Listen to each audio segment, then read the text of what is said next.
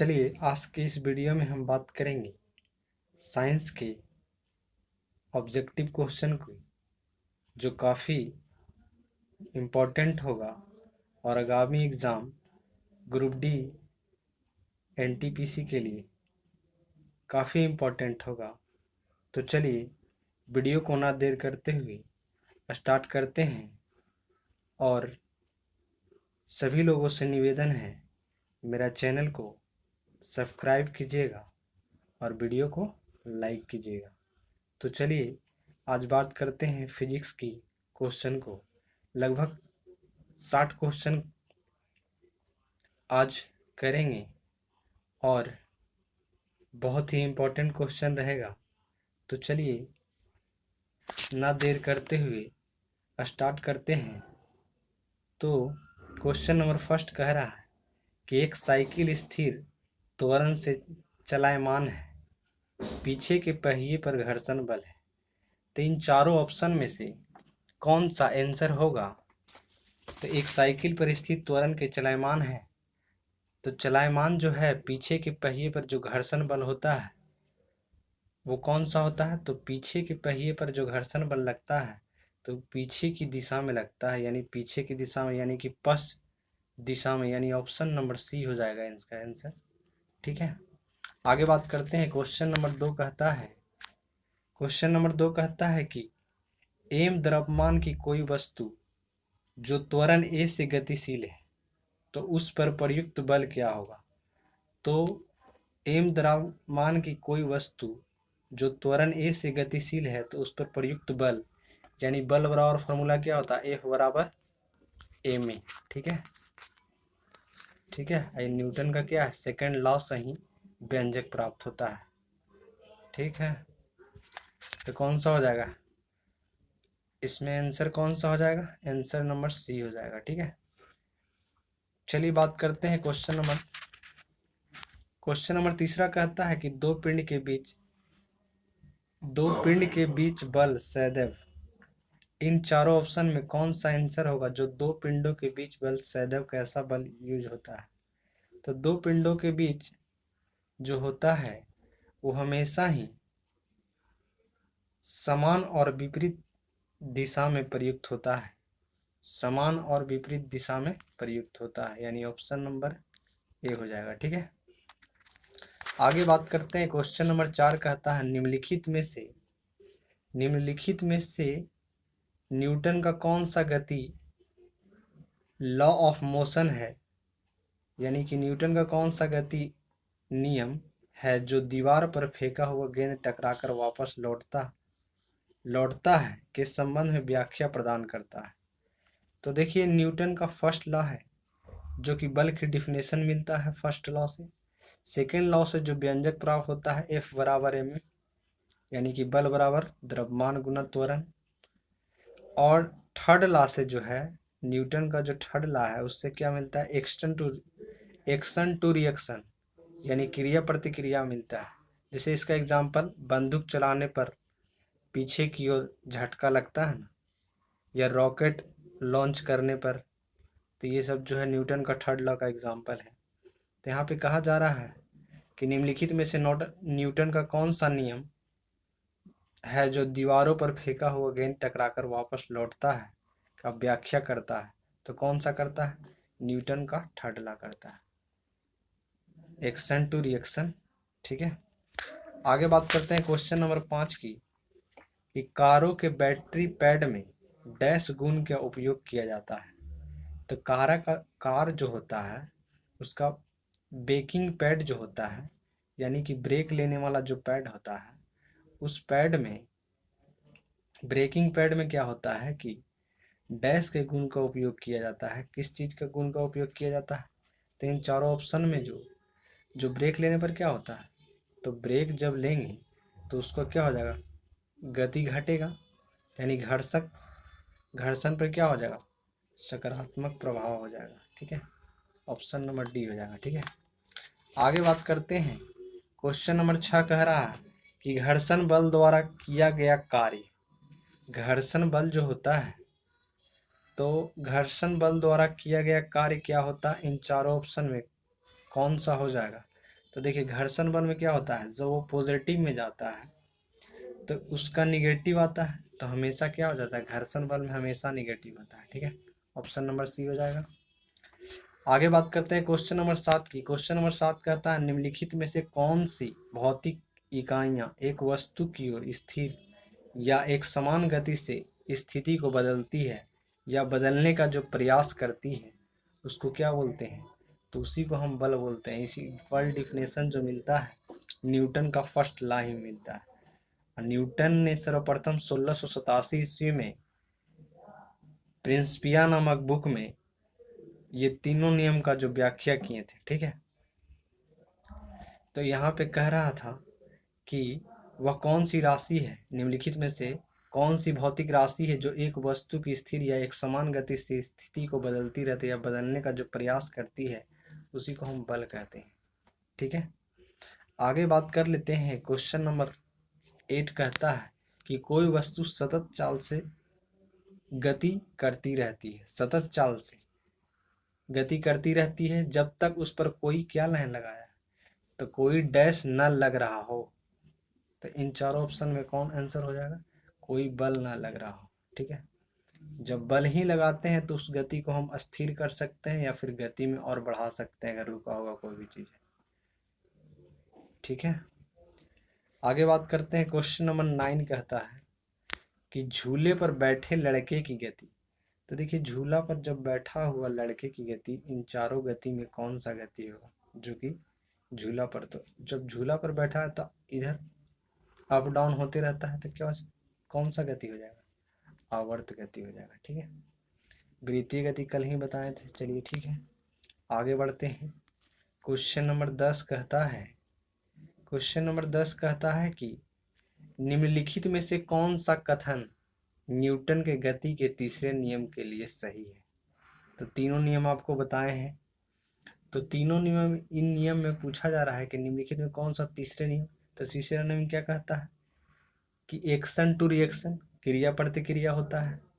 तो इसमें से कौन सा होगा, चारों ऑप्शन में से कौन सा आंसर होगा, यही पूछा जा रहा है। तो बल जो होता है अलग अलग निकाय पर विपरीत दिशा में लागू होता है, यानी ऑप्शन नंबर सी हो जाएगा इसका। ठीक है, क्वेश्चन नंबर 11 कहता है, 11 कहता है कि द्रव्यमान और त्वरण का गुणनफल। तभी बताए थे कि द्रव्यमान और त्वरण का जो गुणनफल होता है वो बल होता है। ठीक है, बल होता है, ऑप्शन नंबर डी हो जाएगा इसका। चलिए बात करते हैं क्वेश्चन नंबर 12 की। क्वेश्चन नंबर 12 कहता है निम्नलिखित में से कौन सा उदाहरण न्यूटन की गति का विषयक तृतीय नियम को व्याख्या करता है। तो तृतीय नियम का व्याख्या कौन करेगा, रॉकेट का लॉन्च करना, अभी बताए थे इसके पहले एग्जाम्पल तीनों, और तीनों डिस्कशन किए थे। चलिए बात करते हैं क्वेश्चन नंबर 13 की। क्वेश्चन नंबर 13 कहता है जब एक नाविक आगे की दिशा में कूदता है तब नाव पीछे की तरफ हट जाता है। ये भी न्यूटन का थर्ड ही लॉ काम करता है। जब एक नाव आगे की ओर जो है आगे की गति से में कूदता है तब नाव पीछे की तरफ हट जाता है। ये न्यूटन का जो है थर्ड लॉ से होता है। ठीक है, आगे बात करते हैं। क्वेश्चन नंबर 14 कहता है कि रॉकेट लॉन्चिंग कौन से नियम पे आधारित है। तो रॉकेट जो लॉन्च होता है ये न्यूटन का जो थर्ड लॉ से ही आधारित है। ठीक है, आगे बात करते हैं क्वेश्चन नंबर 15 की। क्वेश्चन नंबर 15 ही बता चुके हैं कि न्यूटन के गति के नियम को प्रकाशित किस वर्ष किया गया था, 1687 में किया गया था। इनका बुक का नाम था प्रिंसिपिया। ठीक है, आगे बात करते हैं क्वेश्चन नंबर 16 की कि न्यूटन का गति का तीसरा नियम निम्नलिखित में से किस स्थितियों पर लागू होता है। तो न्यूटन का गति का जो तीसरा नियम है किस स्थिति में, चारों दिया हुआ है, इनमें से कौन सा स्थिति पे लागू होता है। तो न्यूटन का गति का तीसरा नियम कह रहा है, तीसरा नियम में क्या होता है, एक्शन टू रिएक्शन होता है, क्रिया प्रतिक्रिया होता है। जैसे बंदूक चलाने पर पीछे की ओर झटका लगना, रॉकेट लॉन्च करना, ये सब जो है न्यूटन के थर्ड लॉ पे होता है। ठीक है, और एक अभी इसके पीछे ही बताए थे कि न्यूटन के थर्ड लॉ के कारण ही क्या होता है, जब एक नावी आगे की दिशा में कूदता है तब नाव पीछे की तरफ हट जाता है। ये भी न्यूटन का थर्ड लॉ पे ही काम करता है। तो क्वेश्चन नंबर 16 में थर्ड लॉ इनको बताना है।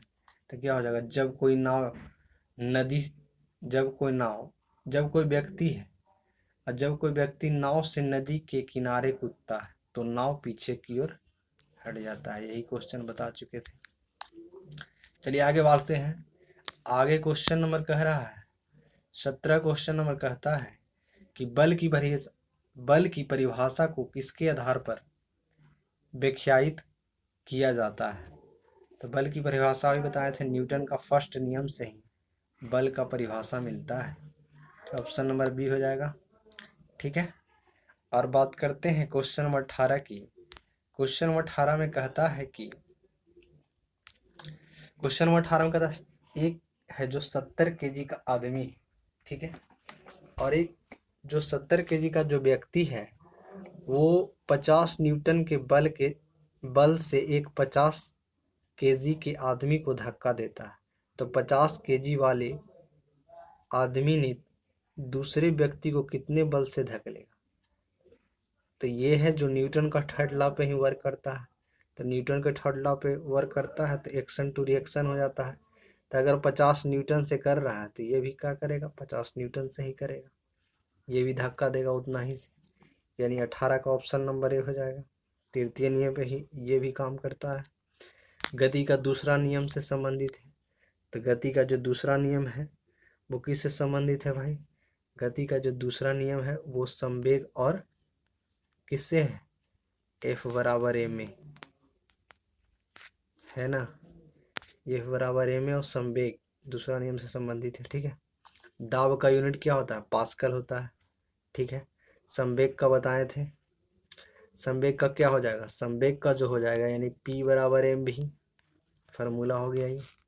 और इसका अगर फार्मूला हो गया तो इसका बीमा ही पूछा जाता है। तो इसका बीमा हो जाएगा ML T-1, ये बीमा हो जाएगा। ठीक है, आगे बढ़ते हैं।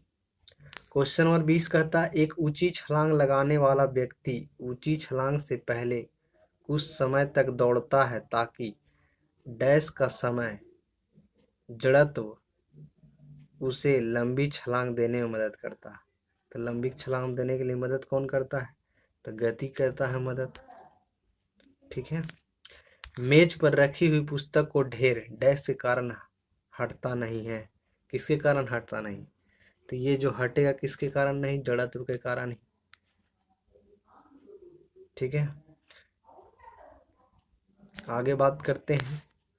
क्वेश्चन नंबर 22 कहता है अविचलित वस्तुओं के आराम में रहने या समान वेग से चलने की प्रवृत्ति को क्या कहते हैं। तो अविचलित वस्तुओं के आराम में रहने या समान वेग से चलने की प्रवृत्ति को क्या कहेंगे, तो चलने की जो प्रवृत्ति होती है उसी को तो हम जड़त्व कहते हैं। ठीक है, आगे बात करते हैं क्वेश्चन नंबर 23 की, ये सब तो बता ही दिए हैं। क्वेश्चन नंबर 23 कहता है किसी स्थिर वस्तु के स्थिर रहने या गतिशील वस्तु के उसी गति से गतिशील रहने की प्रक्रिया जो कहलाती है ये भी कहलाती है जड़त्व। तो जड़त्व से 3 क्वेश्चन मिला कि नहीं, 21, 22, 23 तीनों ही। ठीक है, आगे बात करते हैं क्वेश्चन नंबर 24 की। जड़त्व यानी इनर्शिया का नियम किसके द्वारा प्रतिपादन किया गया था। तो इनर्शिया का जो नियम का प्रतिपादन किया गया था वो न्यूटन के द्वारा किया गया था। ठीक है, न्यूटन के द्वारा किया गया था। और अल्बर्ट आइंस्टाइन क्या दिया थे, अल्बर्ट आइंस्टाइन ने E बराबर mc² का समीकरण दिए थे। ठीक है, उसके बाद कहता है जॉन डाल्टन जो है ये इन्होंने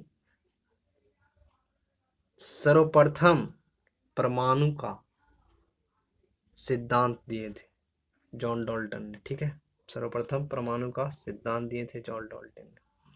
ठीक है, आगे बढ़ते हैं। क्वेश्चन नंबर 25 कहता है कि जब बंदूक से गोली छोड़ी जाती है तो बंदूक विपरीत दिशा में धक्का लगाती है, बताए हैं न्यूटन के थर्ड लॉ पे ही, गति के तीसरे नियम पे ही करेगा वर्क। ठीक है, आगे बात करते हैं क्वेश्चन नंबर 26 की। क्वेश्चन नंबर 26 भी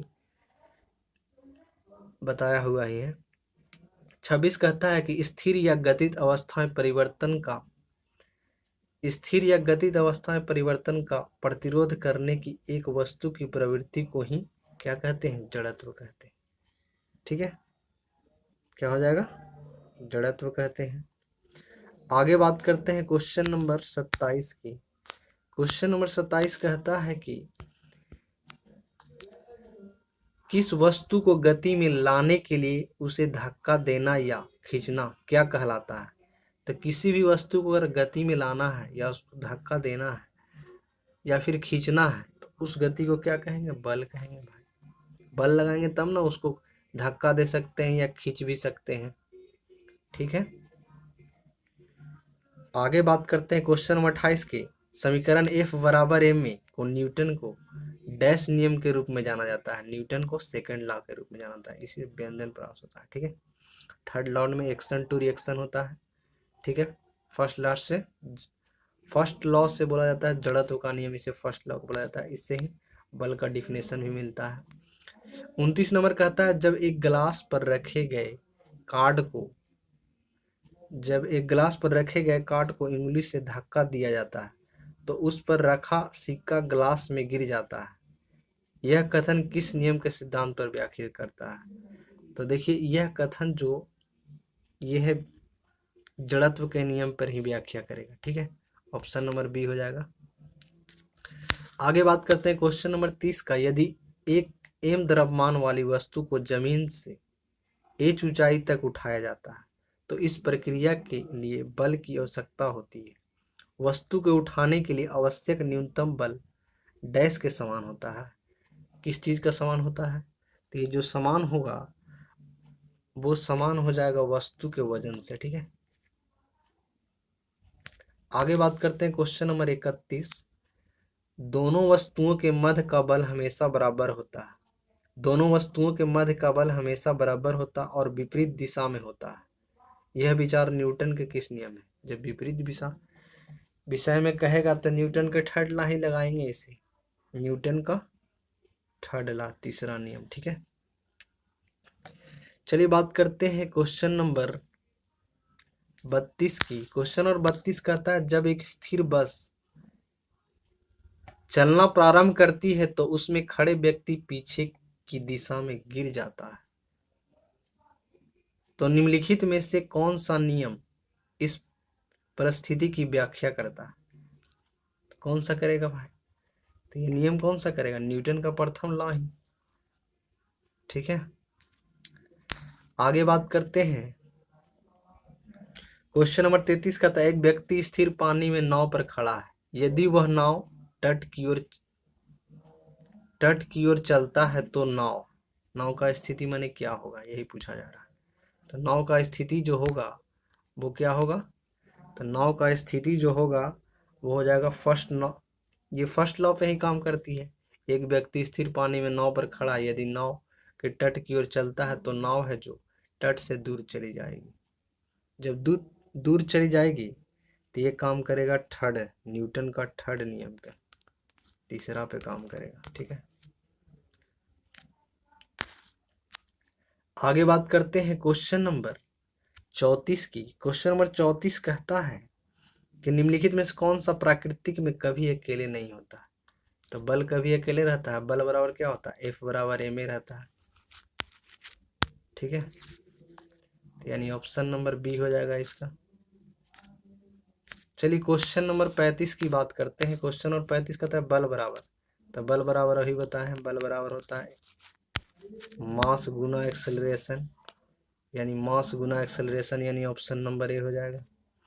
क्वेश्चन नंबर 36 करता है प्रतिबल का प्रभाव। देखिए प्रतिबल, यहाँ से क्वेश्चन सीखने को मिलेगा। कह रहा है कि प्रतिबल का प्रभाव निम्नलिखित में से किस पर निर्भर करता है? ठीक है, तो देखिए प्रतिबल का फॉर्मूला पहले क्या होता है। तो प्रतिबल का फॉर्मूला जो होता है वो होता है, प्रतिबल का क्या होता है फॉर्मूला? तो प्रतिबल बराबर जो होता है वो होता है फोर्स बट्टा एरिया। ठीक है, फोर्स बट्टा एरिया होता है।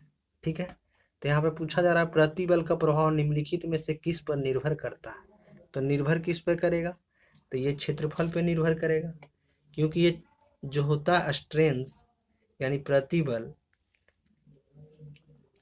तो प्रतिबल जो होता है अगर अगर क्षेत्रफल बढ़ेगा तो स्ट्रेंथ क्या होगा, अगर क्षेत्रफल बढ़ाएंगे तो स्ट्रेंथ घटेगा, अगर फोर्स बढ़ेगा तो प्रतिबल भी बढ़ेगा। तो इस फार्मूला से याद रखिएगा, ये फार्मूला बहुत इंपॉर्टेंट है। प्रतिबल बराबर होता है फोर्स बटा एरिया, और इसका जो डायमेंशन होता है वो पास्कल का बराबर होता है। पास्कल यानी कि दाब बराबर क्या होता है, तो दाब बराबर जो होता है फोर्स बटा एरिया इसका भी होता है, ठीक है। और इसका दोनों का डायमेंशन एक ही होता है, डायमेंशन याद रखिएगा। डायमेंशन जो होता है M L minus one T minus two, ये बहुत क्वेश्चन पूछता है। प्रतिबल और दाब जो है दोनों का डायमेंशन जो है बराबर होता है, ठीक है, याद रखिएगा। चलिए आगे बढ़ते हैं। क्वेश्चन नंबर 37 कहता है, क्वेश्चन नंबर 37 कहता है जो वो है, यदि एक वस्तु दोनों सिरे से पकड़कर खींची जाती है तो उस पर लागू बल को क्या कहा जाता है। यहाँ पे डैश है तो क्या कहा जाता है, तो यदि एक वस्तु दोनों सिरों से पकड़कर सीधी खींची जाती है तो उस पर लागू बल को ही बोला जाता है, क्या बोला जाता है, उस लागू बल को ही खिंचाव बोला जाता है, ठीक है। आवेग तो बता ही चुके हैं, आवेग बराबर क्या होता है, तो आवेग बराबर होता है फोर्स इंटू समय अंतराल एफ गुना टी होता है। आवेग बराबर संवेग बराबर होता है पी बराबर क्या होता है एम भी होता है, संवेग बराबर।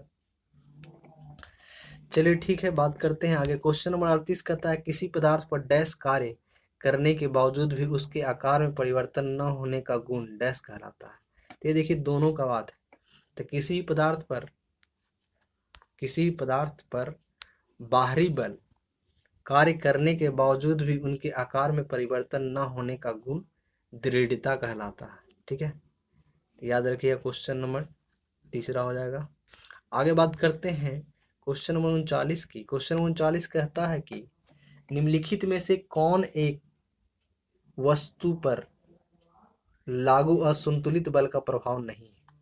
इन चारों ऑप्शन में जो असंतुलित बल का प्रभाव नहीं कौन सा है, तो असंतुलित बल का प्रभाव कौन सा नहीं, वस्तु की गति में परिवर्तन का कारण नहीं बनता है, वस्तु की गति में परिवर्तन का कारण नहीं बनता है, ठीक है। ऑप्शन नंबर सी हो जाएगा, ठीक है। बात करते हैं आगे।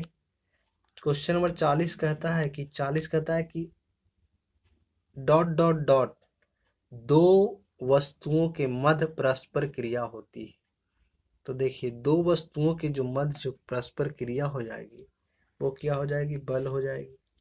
एफ बराबर अभी ना बताए थे एम इंटू ए, चलिए ठीक है। दाब का जो बता ही दिए, संवेग का ही बता ही दिए हैं। चलिए आगे बढ़ते हैं। क्वेश्चन नंबर 41 कहता है डैश यानी डॉट डॉट प्राकृतिक में अकेले कभी नहीं होता है।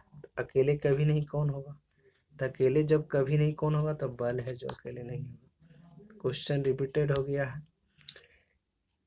क्वेश्चन नंबर 42 कहता है निम्नलिखित परिस्थितियों में से किस में कार्य नकारात्मक बल द्वारा कार्य किया गया है। तो नकारात्मक बल द्वारा जो कार्य किया गया है वो किया गया है जब कोई वस्तु बल की विपरीत दिशा में स्थानांतरित होता है तो ही नकारात्मक बल का कार्य होता है, यानी ऑप्शन नंबर सी हो जाएगा।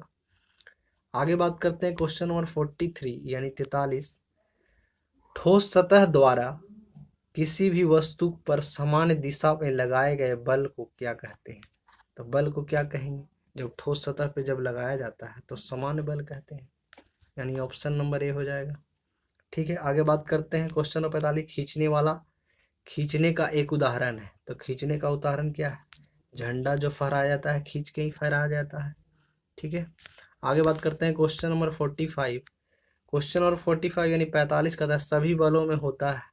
सभी बलों में क्या होता है, तो सभी बल ऐसा है जिससे परिणाम और दिशा दोनों होता है, ठीक है। आगे बात करते हैं क्वेश्चन नंबर 46। 46 के पहले ये घनत्व की बात कर लेते हैं। घनत्व जो है देखिए इसमें क्या होगा घनत्व में, तो इसको मापा जाता है किसमें, तो केजी पर मीटर क्यूब, ठीक है, पर मीटर क्यूब हो जाएगा, ठीक है। और घनत्व जो होता है वो मापा जाता है हाइड्रोमीटर के द्वारा। हाइग्रोमीटर के द्वारा अपेक्षिक आर्द्रता, और घनत्व जो मापा जाता है वो हाइड्रोमीटर के द्वारा है, ठीक है। आगे बात करते हैं क्वेश्चन नंबर 46 यानी कि 46 की बात है। जब दो बल, क्या है, जब दो समान बल किसी पिंड पर एक दूसरे के विपरीत दिशा में प्रयुक्त होते हैं तो पिंड पर प्रयुक्त होने वाला कुल बल डॉट डॉट डॉट होगा। तो जब दो बल किसी पिंड पर एक दूसरे के विपरीत दिशा में प्रयुक्त जब होता है तो पिंड में प्रयुक्त होने वाला जो कुल बल होता है वो हो जाएगा 0 हो जाएगा, ठीक है। चलिए बात करते हैं क्वेश्चन नंबर 47। निम्न में से कौन सा घर्षण बल के बारे में सही नहीं है। तो इन चारों ऑप्शन को पढ़िएगा तो देखिएगा कि ऑप्शन नंबर जो डी है वो रोलिंग घर्षण जो है स्लाइडिंग घर्षण की तुलना में अधिक होता है, और मशीनों में बॉल बेयरिंग की घर्षण कम होता है। ये जो सही नहीं है और बाकी सही है, सभी सही है, ये सही है, ठीक है।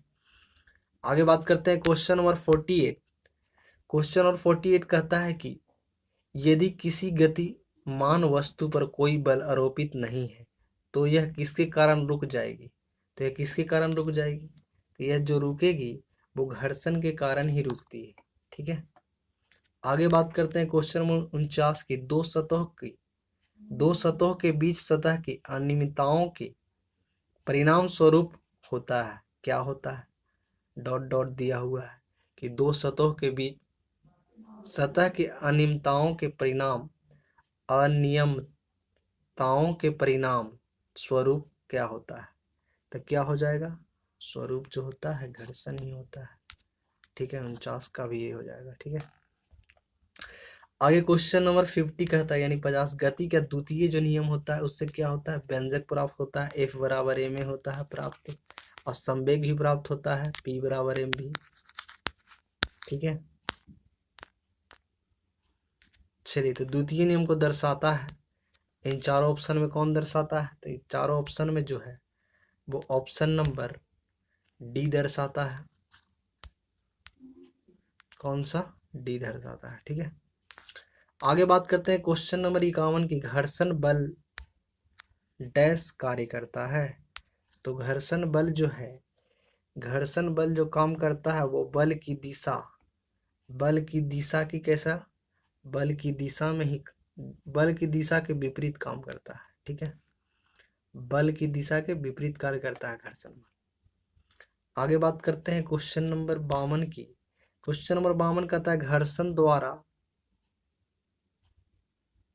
किए गए कार्य का क्षय नहीं होता है। घर्षण द्वारा किए गए कार्य का क्षय नहीं होता है बल्कि वह डॉट डॉट ऊर्जा के रूप में परिवर्तन हो जाता है। तो इन चारों ऑप्शन में कौन हो जाएगा, तापीय ऊर्जा में परिवर्तन हो जाता है, ठीक है। आगे बात करते हैं क्वेश्चन नंबर 53 का। क्वेश्चन नंबर 53 कहता है किस रॉकेट का उड़ान भरना डैश द्वारा समझा जाता है। तो देखिए रॉकेट का जो उड़ान भरते हैं वो रॉकेट का जो उड़ान भरते हैं संवेग संरक्षण के नियम पे ही, ठीक है। ऑप्शन नंबर बी हो जाएगा, ठीक है। क्वेश्चन नंबर 54 कहता है निम्न में से किस सिद्धांत के अनुसार कोई रॉकेट अंतरिक्ष में कार्य करता है। तो कोई भी रॉकेट जो अंतरिक्ष में काम करेगा वह संवेग संरक्षण के सिद्धांत पे ही काम करेगा, यानी कि ऑप्शन नंबर ए हो जाएगा यहाँ पे, ठीक है। आगे बात करते हैं क्वेश्चन नंबर 55 यानी कि 55 की बात करते हैं। एक बहुत पुराने मॉडल की पेंडुलम घड़ी की कार्य पद्धति पूरी तरह से डॉट डॉट थी।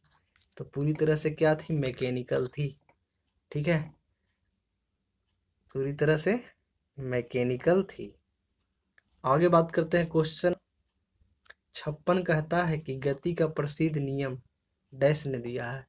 तो देखिए गति का नियम सर्वप्रथम न्यूटन ने ही दिया था, वो अपना पुस्तक प्रिंसिपिया में 1687 में ही वर्णन किया है, ठीक है, न्यूटन हो जाएगा यहाँ पे।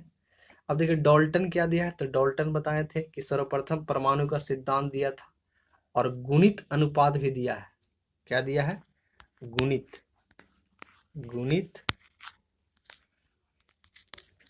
अनुपात, यानी गुणित अनुपात भी दिया है जॉन डाल्टन में, ठीक है।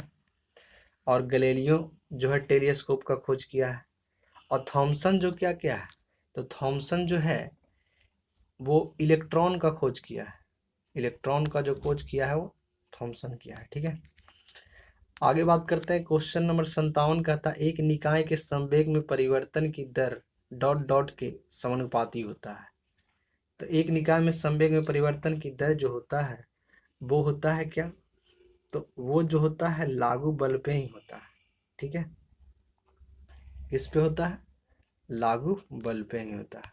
ऑप्शन नंबर बी हो जाएगा, ठीक है।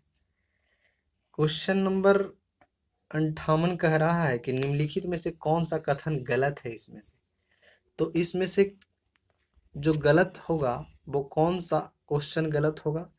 तो वो गलत जो होगा कि जब बस है जो एक अचानक रुकती हुई तो बस में बैठे यात्री पीछे की ओर एक झटका लगता है, नहीं, ये बात जो गलत दिया हुआ है, बाकी जो है बात सही दिया हुआ है, यानी कि ऑप्शन नंबर ए हो जाएगा। गलत पूछा जा रहा है, ऑप्शन नंबर ए हो जाएगा इसका आंसर, ठीक है। आगे पूछा जा रहा है क्वेश्चन नंबर 59 में, यानी 59 में, कि गति का तीसरा नियम है जो। तो गति का तीसरा नियम के जो संबंध रहता है वो संवेग से रहता है, p बराबर एम भी से रहता है। तो भी दिया हुआ है, एम यहाँ पे नहीं दिया हुआ है, ठीक है। तो गति का तीसरा नियम डैश और डैश के बीच संबंध प्रदान करता है। तो वेग और संवेग के बीच का जो है संबंध प्राप्त करता है। तो यहाँ पे क्या हो जाएगा? यहाँ पे ऑप्शन नंबर नहीं, यहाँ पे पूछ रहा है गति का तीसरा नियम, सॉरी। तो देखिए गति का जो 3 नियम दिया गया है वो तीनों नियम को बताते हैं। तो गति का जो 3 नियम दिया गया है, पहला दिया गया v बराबर u प्लस ए टी। तो v बराबर u प्लस ए टी जो है इसमें वेग और समय की बात करेगा, वेग और समय की बात करेगा इसमें। तो देखिए इसमें वेग और समय आ रहा है, वेग और समय तो आ ही नहीं रहा, समय दिया हुआ है।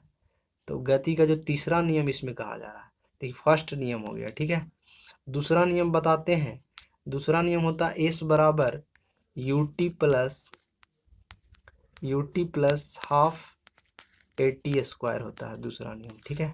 तो ये दूसरा नियम से क्या होता है कि इसमें क्या होता है, स्थिति और यानी कि पोजीशन प्लस क्या निकालते हैं, तो इसमें पोजीशन और समय को दर्शाते हैं, ठीक है। चलिए बात करते हैं तीसरा नियम कहता है, तीसरा नियम होता है भी स्क्वायर बराबर होता है यू स्क्वायर प्लस 2as होता है। इसमें क्या होता है कि वेग और स्थिति की बात होती है, वेग और पोजीशन की बात होती है, स्थिति की बात होती है। तो इसमें क्या कहेगा? ऑप्शन नंबर यानी कि ए हो जाएगा, ठीक है। ऑप्शन नंबर, गति का तीसरा नियम जो है वेग और स्थिति के बीच संबंध प्रदान करता है, ठीक है। तीनों क्लियर हो गया। बहुत क्वेश्चन पूछता है ये क्वेश्चन, तीनों फार्मूला को याद रखिएगा, ठीक है। न्यूटन का गति का दूसरा नियम, तो न्यूटन का गति का जो दूसरा नियम होता है वो कौन सा होता है? तो दूसरा नियम से ही हम लोग व्यंजन प्राप्त करते हैं, F बराबर ma होता है। तो इसमें कहा जा रहा है कि दूसरा नियम जो होता है वो दूसरा नियम से ही हम लोग क्या करते हैं, बल के प्रभाव को समझने में सहायक होता है, ठीक है। F बराबर ma निकालते हैं, व्यंजन इसका, ठीक है, दूसरा नियम से ही, ठीक है। चलिए आगे क्वेश्चन नंबर 61 आज का सबसे लास्ट क्वेश्चन है। 61 में कहा जा रहा है कि जब किसी प्रतिरक्षा बल F को विपरीत दिशा में लगाया जाता है तो दो दिशाओं के बीच का जो कोण होता है 180 डिग्री का होता है, ठीक है। तो आज हम कवर किए फिजिक्स में मोशन और फ्रिक्शन से लगभग क्वेश्चन कवर कर लिए हैं, ठीक है। तो वीडियो को हम यहीं तक रखते हैं। और दोस्तों इस वीडियो को पूरा देखिएगा दोस्तों। अगर इस वीडियो से आपको अगर जो भी व्यक्ति एनटीपीसी ग्रुप डी किसी भी अदर एग्जाम कॉम्पिटेटिव की तैयारी कर रहे हैं, तो वो वीडियो को पूरा देखेंगे। अगर नहीं समझ में आएगा वीडियो, तो वो वीडियो को डिसलाइक करेंगे। ठीक है दोस्तों, तो वीडियो को आज यहीं तक रखते हैं। तो जय हिंद दोस्तों।